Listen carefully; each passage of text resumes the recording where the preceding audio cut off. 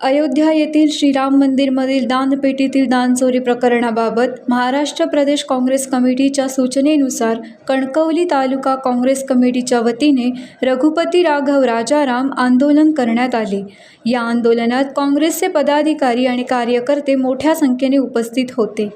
अयोध्या येथील कथित दानचोरी प्रकरणाचा निषेध नोंदवण्यासाठी प्रदेश काँग्रेसच्या आदेशानुसार हे पाऊल उचलण्यात आले।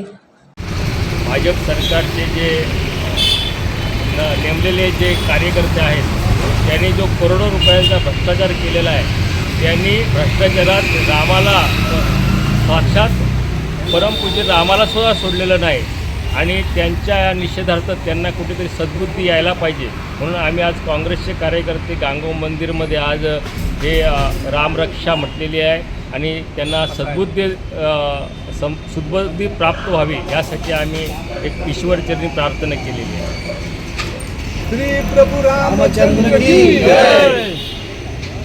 टाइम्स डिजिटलला लाईक करा, शेअर करा, सबस्क्राईब करा आणि बेल आयकॉन दाबायला विसरू नका। Times digital.